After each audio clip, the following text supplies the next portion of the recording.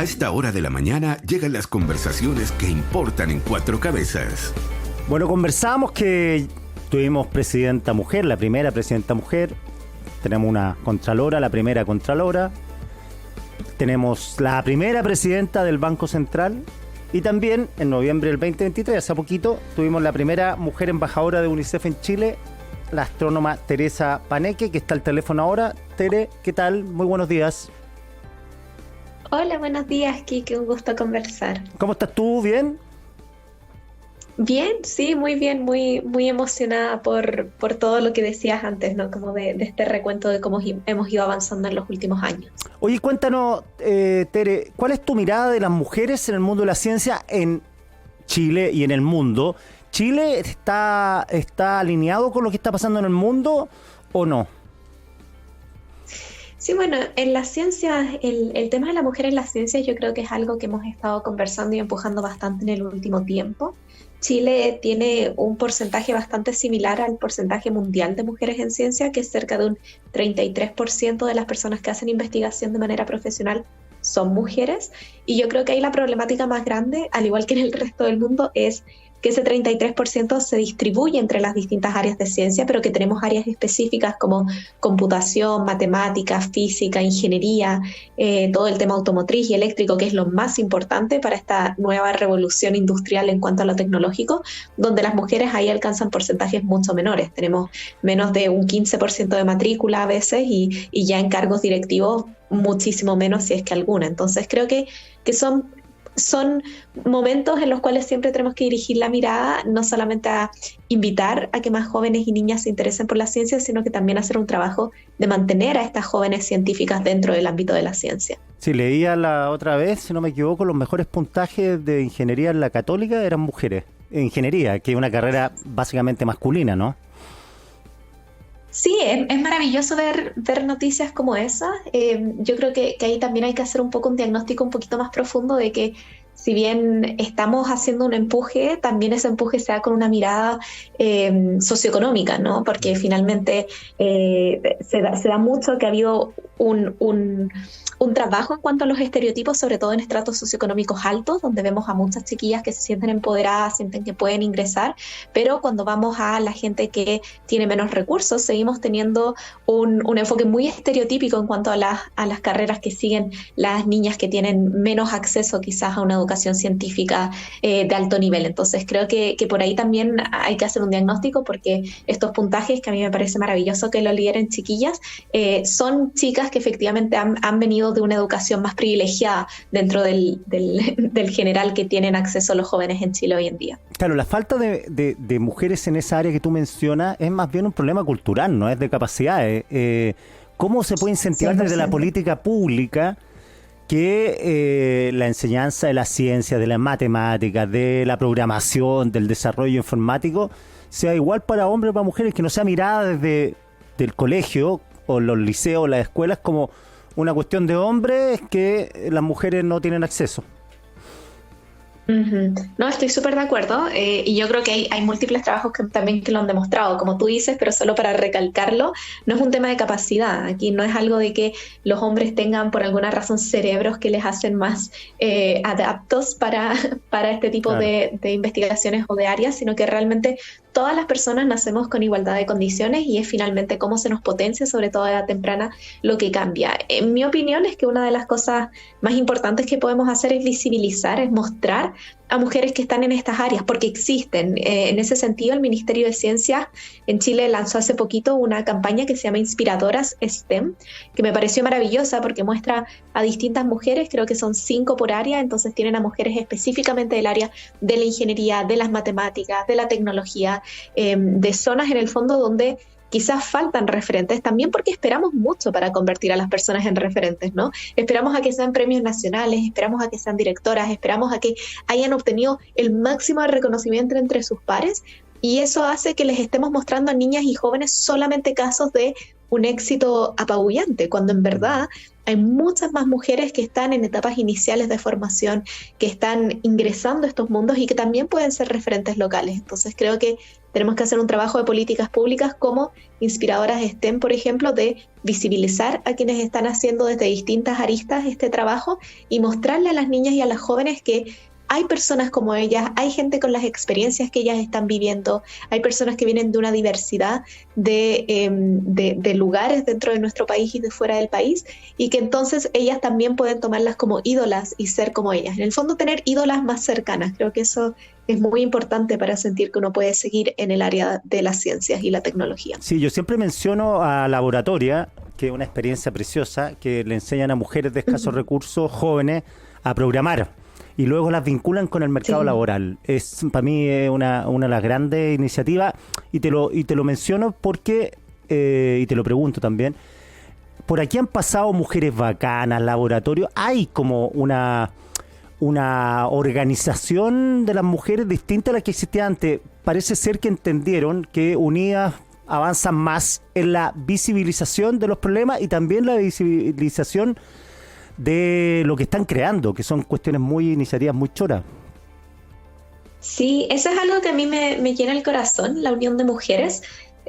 Por mucho tiempo siento que es parte del mismo estereotipo. De cierta manera, siempre históricamente se han enfrentado a las mujeres unas con las otras, ¿no? Nos comparan, nos hacen como de cierta manera competir, pero en la vida real yo nunca me he sentido más acompañada que estando con compañeras, con amigas, empujando proyectos en conjunto. Creo que es muy bonito la manera en la cual entre mujeres nos organizamos y podemos conversar desde, por ejemplo, las incertezas o las inseguridades que tengamos, que son muchas en el área de la ciencia y la tecnología. Sobre todo hay este famoso síndrome del impostor que cuesta conversarlo a veces con pares hombres, pero que entre mujeres siento que somos más, existe más confianza, existe más espacio para poder hablar sobre ciertos temas, y entonces, claro, los grupos de mujeres en todo aspecto creo que son muy bonitos, que están creciendo, que estamos viéndonos como compañeras y como un grupo humano. Yo siempre hablo más de una cultura feminista, ¿no? Una cultura de avanzar apoyándonos las unas a las otras, una cultura de avanzar hacia un lugar más equitativo, una cultura de poder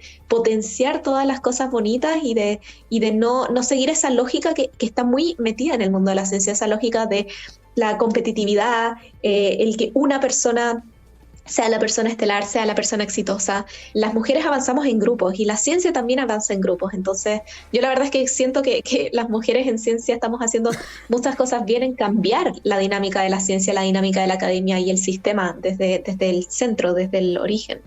Ahora, háblame del síndrome del impostor, me queda dando vuelta eso.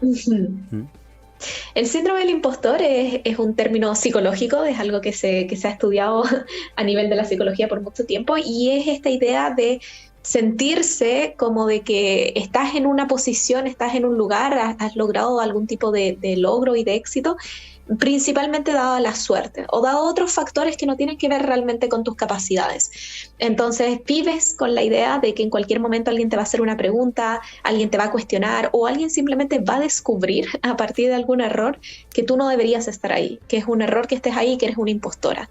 Este es un síndrome que le ocurre a hombres y a mujeres, pero que principalmente quienes lo sufren, quienes lo muestran al menos, porque podría ser simplemente que los hombres no lo confiesen, pero quienes lo muestran son mujeres y sobre todo mujeres en áreas científicas. Por eso se da mucho el tema de que las mujeres, por ejemplo, intentan siempre estar sobrecalificadas, ¿no?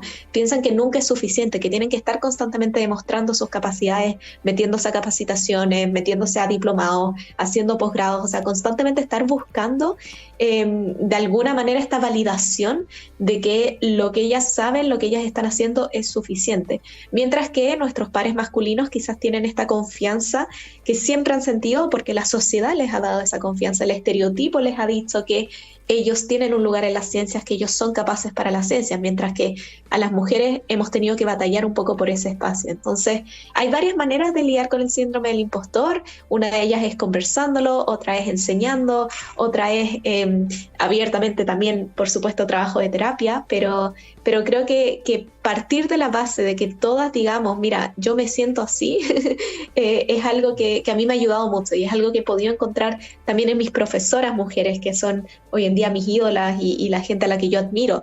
Todas las mujeres con las que yo he hablado han tenido esa delicadeza de comentarme y decirme abiertamente que ellas también a veces se sienten inseguras en los lugares. Y un poco es en ese confort de una a la otra decir, wow, pero yo creo que tú eres sorprendente, que podemos empujarnos e ir dándonos esa confianza que muchas veces la sociedad nos ha arrebatado o no nos ha querido dar en primer lugar. Estamos conversando con la astrónoma Teresa Paneque, divulgadora científica. Estamos conversando de la presencia de la mujer en la ciencia.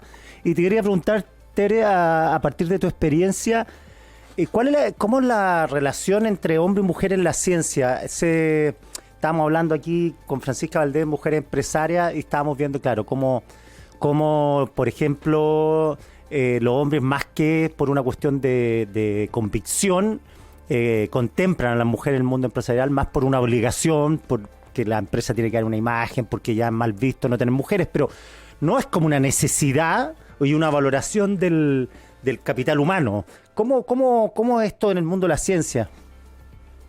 Bueno, en el mundo de la ciencia yo creo que va a variar así drásticamente dependiendo de cuál ciencia estés hablando. Ya. Yo soy astrónoma y la astronomía tiene un privilegio, que es que somos bastante equitativos en cuanto a género. Hay bastante interés de mujeres por ingresar a astronomía, y al menos a nivel de estudiantes de pregrado y también de posgrado, de investigadores de posgrado, alcanzamos la equidad 50-50 en cuanto a género.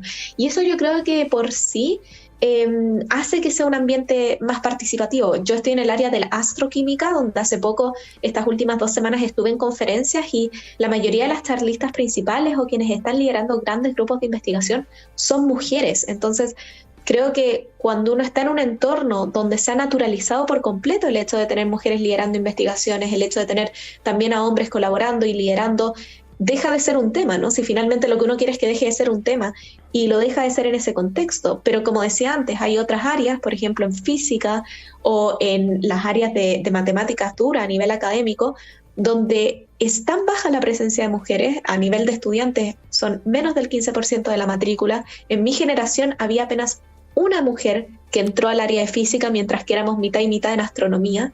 Entonces en esas áreas cuesta también ver a mujeres en posiciones de liderazgo. Se cuestiona constantemente, sobre todo en estos tiempos, si es que la mujer que ha llegado a esa posición de liderazgo es porque, no sé, la contrataron por un tema de género o si tenía las capacidades.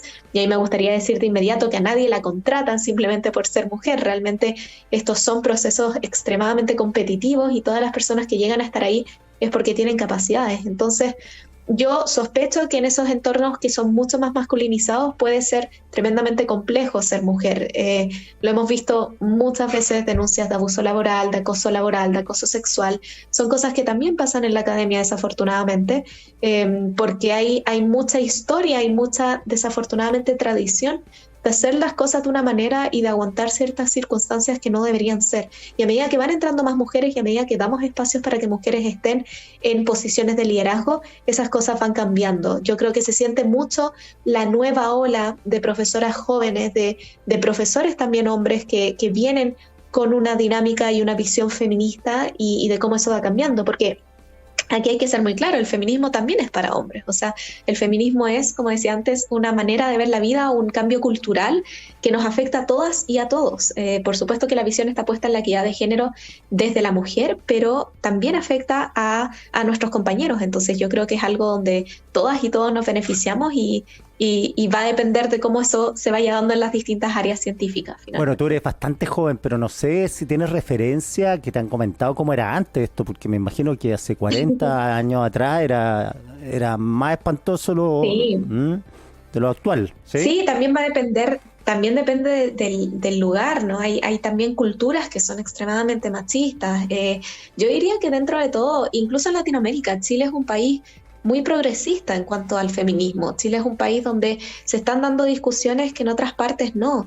Si vamos a algunos de los otros países latinoamericanos, aún existe una cultura extremadamente patriarcal y machista, y eso se ve en los estereotipos, se ven las mujeres que están haciendo ciencias, que te pueden comentar, por ejemplo, no sé, que en los trabajos de grupo siempre las ponen a ellas a tomar las notas, que se espera que ellas vayan a ser las que hagan las slides de las presentaciones, porque quizás tengan un toque más artístico, más suave.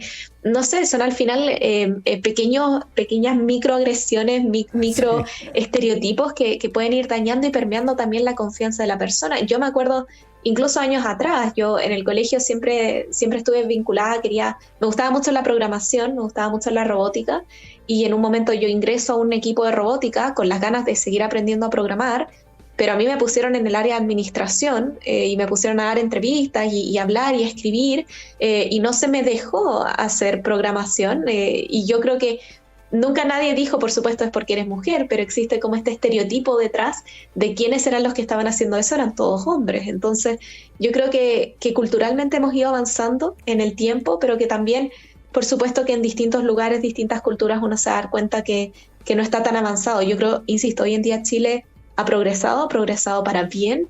Aún, por supuesto, hay mucho más que se puede hacer, pero hay ciertas cosas que ya no se aguantan, y creo que eso es un cambio siempre hacia positivo. El hecho de que estemos cultivando y creciendo un entorno académico donde las mujeres se sienten cómodas de existir es un cambio positivo, porque para resolver los problemas de la humanidad necesitamos tener una ciencia, un cuerpo científico que represente a la humanidad. Y ahí somos mitad mujeres y mitad hombres. No necesitamos un cuerpo científico que sea todas mujeres, no necesitamos un cuerpo científico, ni nos sirve un cuerpo científico que sea todo hombres. Necesitamos estar en equidad de género, necesitamos estar en balance, y como comentábamos al comienzo, que creo que es muy importante, no solamente en balance de mujeres, sino que también de dónde vienen esas mujeres, ¿no? Esto que se dice mucho del feminismo blanco o el feminismo siempre apuntando a estratos socioeconómicos altos. Aquí hay que entender que hay mujeres en nuestro país y en el mundo que vienen de distintas condiciones, hay una diversidad de personas, y todas esas personas, sobre todo aquellas que tienen menos acceso, son las que necesitamos apoyar, empujar y mostrarles que pueden y que deben estar en el mundo de las ciencias y donde ellas decidan apuntar sus carreras. Teresa Paneque, como siempre, ha sido un gusto, ¿ah? Muchísimas gracias a ti, Quique, por la entrevista. Muchas gracias. Chao, un abrazo, que estés muy bien. Chao.